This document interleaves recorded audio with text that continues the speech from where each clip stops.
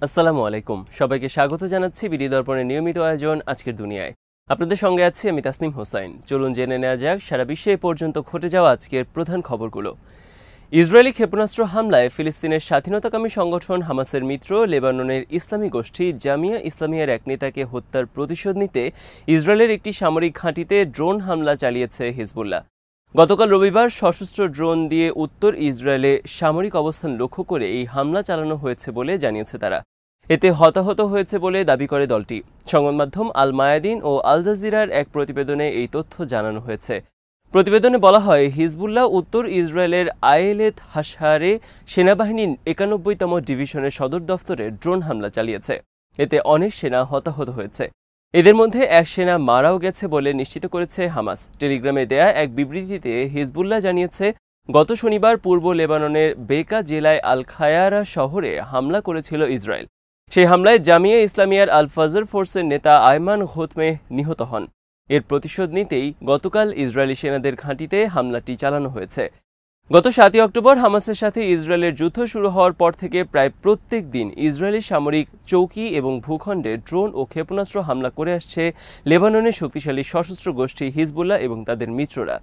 Israel Lebanon সীমান্ত এলাকায় এবারের সংঘাত ২০০৬ সালের ইসরায়েল হিজবুল্লাহ যুদ্ধের চেয়েও ভয়াবহ আকার ধারণ করেছে। ইসরায়েলের সামরিক বাহিনী বলছে, লেবাননের বেকা এলাকায় নির্ভুল নিশানায় হামলা চালিয়ে আয়মান ঘোতমেকে হত্যা করা হয়েছে।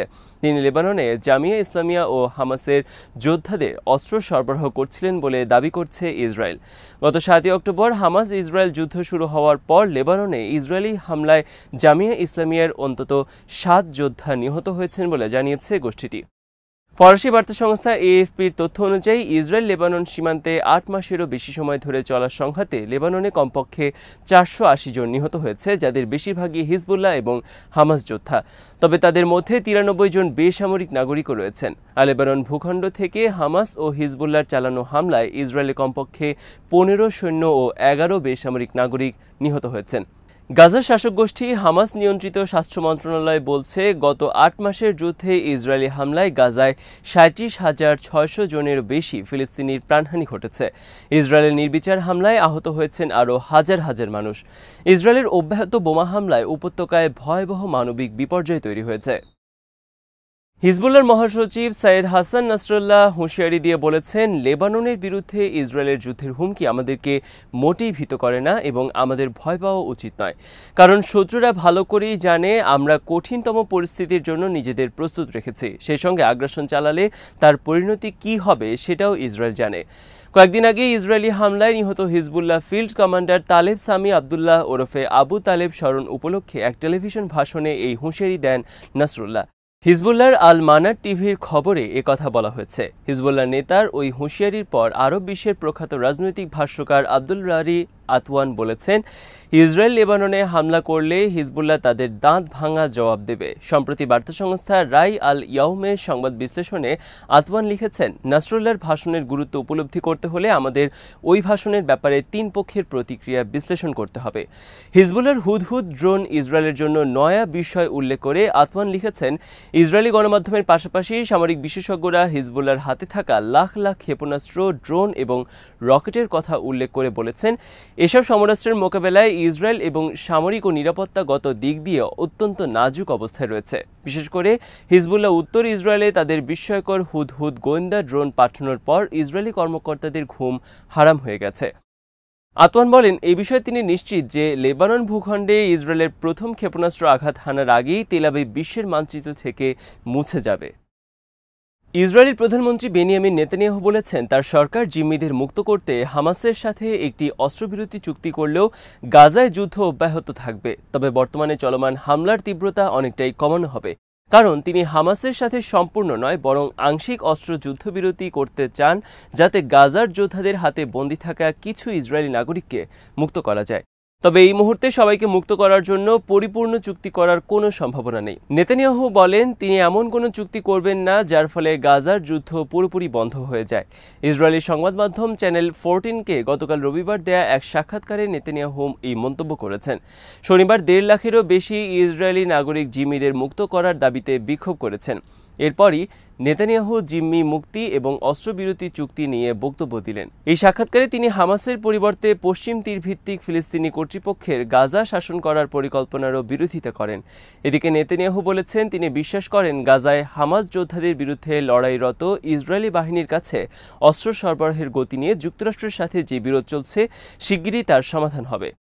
রোববার তিনি মন্ত্রিসভার একটি বৈঠকে এই আশাবাদ ব্যক্ত করেন। আলমায়াদিন.নেট ও তুরস্কের বার্তা সংস্থা আনাদোলু এজেন্সির খবরে বলা হয়েছে, ইসরায়েলি মার্কিন অস্ত্র সরবরাহের গতি কমে যাওয়ার প্রসঙ্গে নেতানিয়াহু বলেন, প্রায় 4 মাস আগে যুক্তরাষ্ট্র থেকে ইসরায়েলে অস্ত্র সরবরাহের পরিমাণ নাটকীয়ভাবে হ্রাস পায়। এই বিষয়টি নিয়ে আমরা বাইডেন প্রশাসনের কাছ থেকে অনেক ধরনের ব্যাখ্যা পেয়েছি, কিন্তু বাস্তবে মৌলিক পরিস্থিতির কোনো পরিবর্তন হয়নি। তিনি আরও বলেন, বিগত কয়েকদিন আমি যা শুনেছি তার আলোকে আশা করি এবং বিশ্বাস করি যে অদূর ভবিষ্যতে এই সমস্যার একটা সমাধান হবে।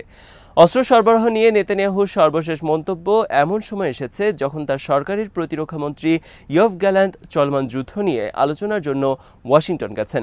সেখানে মার্কিন পররাষ্ট্রমন্ত্রী অ্যান্টনি ব্লিংকেন, প্রতিরক্ষামন্ত্রী লয়েড অস্টিন এবং CIA প্রধান উইলিয়াম বার্নসের সাথে বৈঠক করবেন বলে ধারণা করা হচ্ছে। ইয়েমেনের হুথি বিদ্রোহী গোষ্ঠী ইসরায়েলের উত্তরে হাইফা বন্দরে 4টি জাহাজ লক্ষ্য করে ড্রোন হামলা চালানোর দাবি করেছে। গতকাল রোববার ভোরের দিকে ইরাকের সশস্ত্র গোষ্ঠী ইসলামিক রেজিস্ট্যান্সের সাথে যৌথভাবে হাইফা বন্দরে নফম হামলা চালানো হয় বলে জানিয়েছে হুথিরা। টেলিভিশনে দেওয়া এক বিবৃতিতে হুথি বিদ্রোহী গোষ্ঠীর মুখপাত্র ব্রিগেডিয়ার জেনারেল ইয়াহিয়া সারি বলেছেন, হুথি ও ইরাকি ইসলামিক রেজিস্ট্যান্সের যোদ্ধারা হাইফা বন্দরে 2টি সিমেন্ট ট্যাঙ্কার এবং 2টি পণ্যবাহী জাহাজে ড্রোন হামলা করেছে। ওই 4 জাহাজ অধিকৃত ফিলিস্তিনের বন্দরে প্রবেশের নিষেধাজ্ঞা লঙ্ঘনকারী কোম্পানির সঙ্গে সংশ্লিষ্ট বলে জানিয়েছেন তিনি। তবে ইসরায়েলি সামরিক বাহিনী এই হামলার বিষয়ে তাৎক্ষণিকভাবে কোনো মন্তব্য করেননি। কিন্তু এই মাসের শুরুর দিকে হুথিদের একই ধরনের হামলা চালানোর দাবি প্রত্যাখ্যান করেছিল ইসরায়েলি বাহিনী। ইয়াহিয়া সারি বলেছেন, ভূমধ্যসাগরে শর্টেন এক্সপ্রেসের জাহাজ লক্ষ্য করে হামলা চালিয়েছে হুথি যোদ্ধারা। ভূমধ্যসাগরের মূল জলপথে ইসরায়েল সংশ্লিষ্ট জাহাজে এই হামলা করা হয়েছে। তিনি বলেন, ইরাকি গোষ্ঠী ইসলামিক রেজিস্ট্যান্সের সাথে যৌথভাবে চালানো এই অভিযানের উদ্দেশ্য সফলভাবে অর্জিত হয়েছে এবং এসব অভিযান সুনির্দিষ্ট এবং নিখুঁত ছিল। তবে হুথিদের এই হামলার বিষয়ে নিরপেক্ষ সূত্র থেকে নিশ্চিত হওয়া যায়নি বলে জানিয়েছে ব্রিটিশ বার্তা সংস্থা রয়টার্স। গাজা উপত্যকায় দখলদার ইসরায়েলি হামলার প্রতিবাদে লোহিত সাগরে ইসরায়েল, যুক্তরাষ্ট্র এবং যুক্তরাজ্যের মালিকানাধীন জাহাজে গত নভেম্বর থেকে হামলা চালাচ্ছে হুথিরা। হুথিদের ঠেকাতে ইয়েমেনে যুক্তরাষ্ট্র ও ব্রিটেন যৌথভাবে হামলা চালালেও তাতে তেমন কাজ হচ্ছে না, কারণ ইসরায়েলি এবং পশ্চিমাদের জাহাজে হামলা অব্যাহত রেখেছে হুথিরা। হুথিদের হামলার কারণে লোহিত সাগর দিয়ে জাহাজ চলাচল বন্ধ করে দিয়েছে বিশ্বের বড় বড় শিপিং কোম্পানি। আনাদোলু জানিয়েছে, ইসরায়েলের বিরুদ্ধে ফিলিস্তিনের অবরুদ্ধ গাজা উপত্যকায় গণহত্যা চালানোর অভিযোগে আন্তর্জাতিক বিচার আদালতে দক্ষিণ আফ্রিকা যে মামলা করেছে তাতে এবার যোগ দেওয়ার সিদ্ধান্ত নিয়েছে কিউবা। কিউবার পররাষ্ট্র মন্ত্রণালয় এক বিবৃতিতে বলেছে, কিউবা আনুষ্ঠানিকভাবে ইসরায়েলের বিরুদ্ধে দক্ষিণ আফ্রিকার গণহত্যার অভিযোগকে সমর্থন করবে, কারণ গাজায় বেসামরিক নাগরিকদের বিরুদ্ধে নেতানিয়াহু সরকারের ক্রমবর্ধমান আক্রমণ বন্ধের কোনো লক্ষণ দেখা যাচ্ছে না। কিউবার রেডিও হাভানা জানিয়েছে, গণহত্যার অপরাধের প্রতিরোধ এবং শান্তি সংক্রান্ত কনভেনশনের বাধ্যবাধকতার অধীনে কিউবা তৃতীয় রাষ্ট্র হিসেবে তার ব্যাখ্যা উপস্থাপনের অধিকার প্রয়োগ করবে।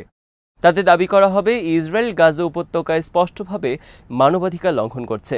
এই মামলা লক্ষ্য হচ্ছে অবৈধভাবে দখল করা গাজা ভূখণ্ডে ফিলিস্তিনি জনগণের বিরুদ্ধে ইসরায়েলের নৃশংসতা বন্ধ করা। কিউবা জোর দিয়ে বলেছে, যুক্তরাষ্ট্রের সমর্থনের কারণে দখলদার শক্তি হয়েও ইসরায়েল জেনেভা কনভেনশনের বাধ্যবাধকতাগুলোকে ধারাবাহিকভাবে উপেক্ষা করতে পেরেছে। এক বিবৃতিতে হাভানা আরও বলছে, গণহত্যা, বর্ণবাদ, জোরপূর্বক বাস্তুচ্যুতি এবং নির্বিচার শাস্তির আজকের বিশ্বে কোনো স্থান নেই। ফিলিস্তিনের জনগণের বিরুদ্ধে সংঘটিত গণহত্যা বন্ধ করতে বৈধ আন্তর্জাতিক প্রচেষ্টাকে যথাসম্ভব সমর্থন করে দেশটি। তাই মামলায় অবদান রাখতে কিউবা অটল প্রতিশ্রুতি ব্যক্ত করেছে। এর আগে নিকারাগুয়া, কলম্বিয়া, লিবিয়া, মালদ্বীপ, মিশর, আয়ারল্যান্ড, বেলজিয়াম, তুরস্ক ও চিলি ইসরায়েলের বিরুদ্ধে মামলায় আনুষ্ঠানিকভাবে যোগ দেওয়ার ঘোষণা দিয়েছে। ইসরায়েলি কারাগারগুলোতে ফিলিস্তিনি বন্দীদের সংখ্যা এখন এত বেশি যে নতুন করে আর কোনো বন্দীকে জায়গা দেওয়া সম্ভব হচ্ছে না। এ কারণে অধিকৃত পশ্চিম তীরে অন্তত 20টি গ্রেপ্তার অভিযান বাতিল করতে বাধ্য হয়েছে বেনিয়ামিন নেতানিয়াহুর সরকার।